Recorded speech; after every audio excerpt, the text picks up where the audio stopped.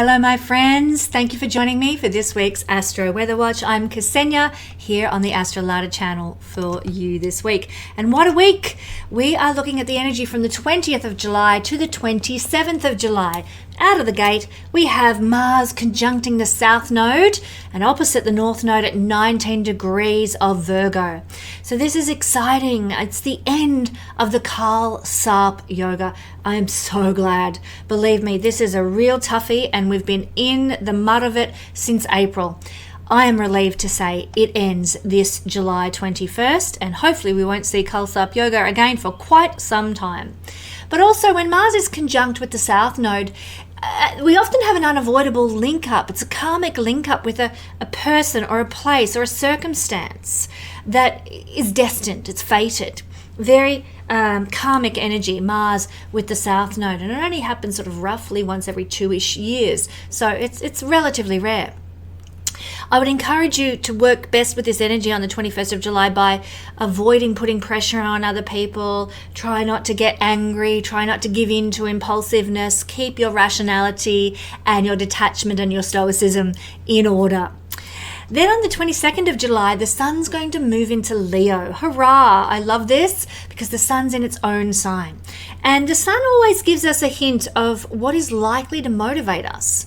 And now that the sun is delightfully in his home territory, we're going to be motivated by fun and joy and big love and passion and our own creative self-expression. Sounds like good times to me. So expect to feel more radiant, more confident, more energetic than usual for the next delightful 30-day period while the sun is at home in Leo. It's also a placement for leadership.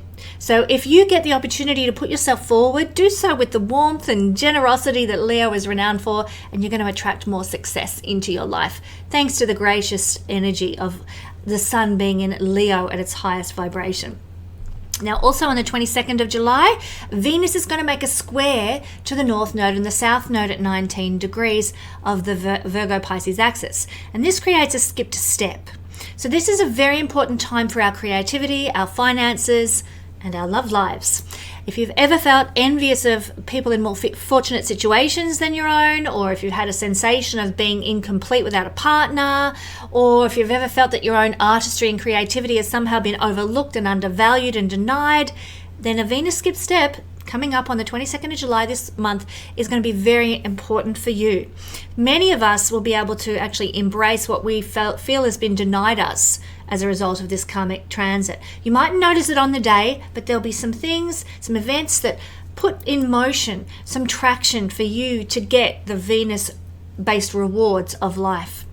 What's going to unfold in your life? It might be an internal awakening or a shedding of your sour grapes regarding some of those themes I've just talked about. All of those things are good. If that happens on the 22nd of July, then celebrate because it's putting in motion blessing down the track. Now also, obviously, if you've got Mars conjunct the South Node and Venus creating a skip step to the South Node, woohoo! On the 23rd of July, Venus and Mars are going to make a square to each other. Now, just like a thunderbolt sort of splits a tree in two when it strikes it, so too does this energy of Venus-Mars square crack open our relationship issues, especially when the North and South Node are involved as they are in this. This is a hugely karmic energy this week. Now, we can be very upfront about our concerns in relationship, but it may lead to conflict. It may lead to emotional hurts. It may lead to irritations and jealousies.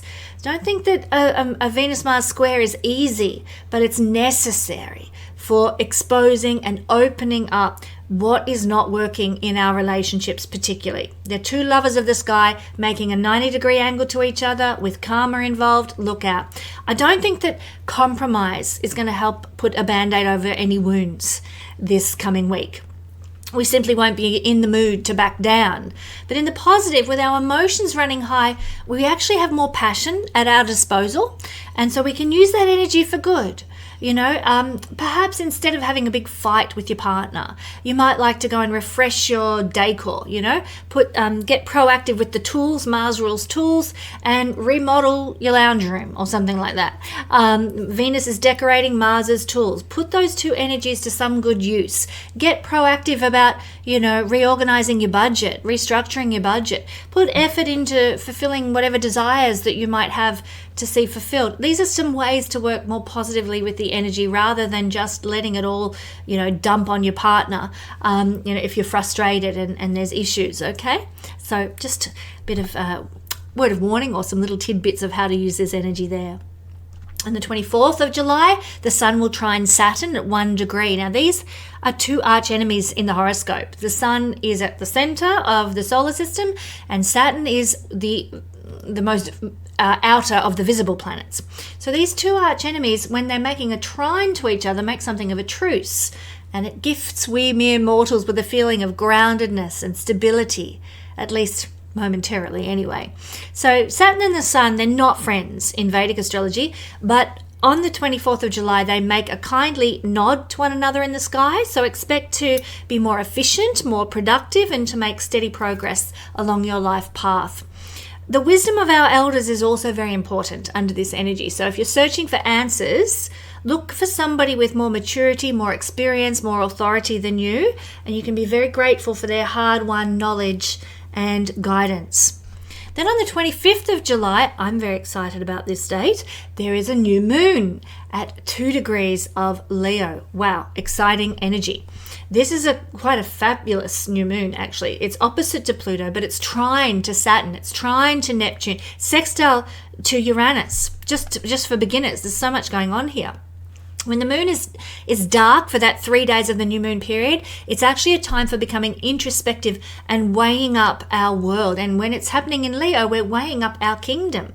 We're assessing how we feel about being in the spotlight, about honoring our creative side, about taking leadership positions. We ask ourselves during this 3-day dark of the moon, are we fulfilling our heart's desire regarding the opportunities we've got in life? And if not, what can we do going forward to resolve and change those things in order to bring more success into our life?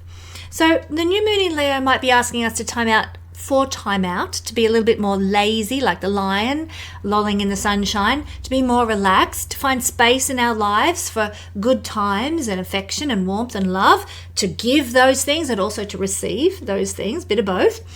Also, the new moon in Leo is about integrity and justice and solidifying a public image. These are some of the themes of this wonderful new moon in Leo. So very excited to see that one happen. Then we also, as I've mentioned, part of this new moon on the 25th of July is going to be the Sun in an opposition to Pluto. Oh my goodness, what a week. This is a dark day of power struggles that this energy can bring about. So you might find a bit of that going on the day of the new moon. Control issues might want to surface. So be forewarned.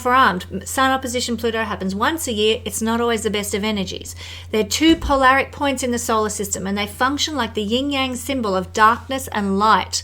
And when they oppose one another, you can expect exactly that, a contradiction or a pendulum swing of contrariness, okay? Stubbornness, manipulation, and blockage are just some of the expressions of this energy. And in the worst case scenarios that I've seen, it can display as powerful people instigating violence on others. So keep an eye out for that in the news. Not a good thing. So walk in mindfulness, my friends, and present moment awareness on the 25th of July for the new moon and the Sun opposite to Pluto, and avoid being pulled into any energetic quicksand that I've just described there. Finally, for the week ahead, on the 25th of July, same day as the new moon, we have the lovely blessing of the Sun in a trine to Neptune. So you've got a bit of darkness going on, Sun opposite Pluto, and you've got a bit of a gift from Sun trine to Neptune. Well, do you like being in the sun? I'm very envious of my Northern Hemisphere brothers and sisters out there watching this video because it is summertime. And my God, am I sick of winter down here in Australia. So if you're in the Northern Hemisphere, enjoy the lolling in the sun. Maybe you spend some time at a cosmopolitan cafe, street side, watching the world go by with a lovely latte in your hand. If you're into that sort of thing, if you're into sort of that lazy lion energy of Leo, And then you might really get off on the energy of the 25th of July. It can be used for relaxing. It can be used for being in a social setting, adding a touch of glamour, and hopefully, apart from this opposition to Pluto, it can be a time of being without a care in the world. And couldn't we all use a bit of that right now, for sure? This energy is about creativity and more of it. It's about inspiration. It's about performance and being in the flow. And so if you're a writer or an artist or a musician, it's your time. Neptune trinal energy to the sun in Leo. My goodness, the creativity will be off the charts. Some people might meet soulmates under Neptune trine sun energy, and not just the fall in love variety, but sort of that, maybe you meet your best friend, or maybe you have a soulmate in your pet or something like that, but you encounter them at this time. Some people of inspiration might cross your path, and for some people, some semblance of fame might arrive in their life.